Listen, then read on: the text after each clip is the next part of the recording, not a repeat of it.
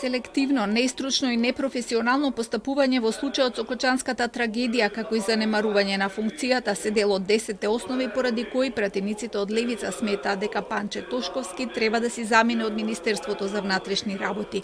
5 од нив се директно поврзани со несреќата и се однесуваат на немањето на контрола врз дискотеката, фалсификуваната лиценца, нелегалната употреба на пиротехника, пуштањето на малолетници и консумирањето на алкохол и дрога. Тој досега не ни помисли да понуди оставка од морални причини, нешто што го правеле претходни македонски министри во слични ситуации кога сме имале вакви хавари.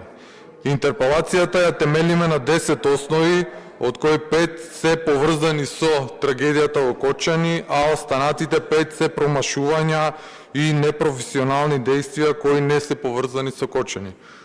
Една од грубите манипулации кои што се обидува да и се продаде на македонската јавност е дека не одговараат сегашни функционери.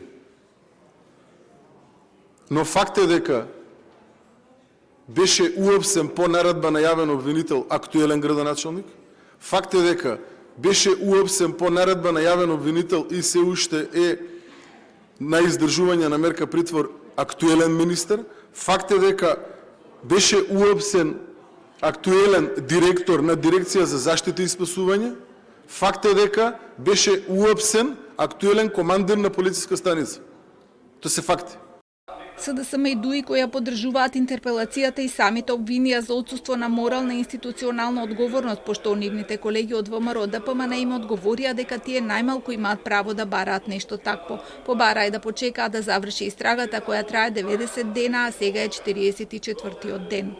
После она што денес го видовме пред собранието, а и вие во вашиот кабинет, односно во салата во МВР, но го гледаме и изминатите денови и недели со протестите на членовите, пријателите, роднините на семејствата на загинатите и повредените.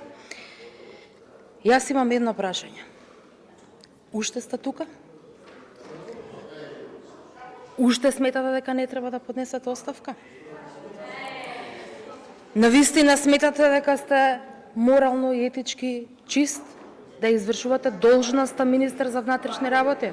Во овој момент има 70 обвинети лица и има поднесени 5 кривични пријави од Министерството за внатрешни работи. Во овој момент се испитуваат над 300 лица и има вештачење над 70 лаптопи, телефони и така натака.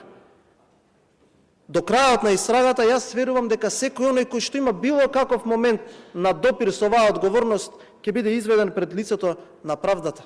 Во попладневниот дел од левица побараа да им се дозволи на родителите на загинатите да влезат во собрание и оттаму да ја следат седницата, што беше одбиено со образложение дека посетите мора да се најават претходно. Расправата продолжува со меѓусебни обвинувања за институционални пропусти низ годините, политичка и морална одговорност. Инаку ова е втора интерпелација за Тошковски годинава откако првата поднесена од ДУИ пред 3 месеци не помина во собранието.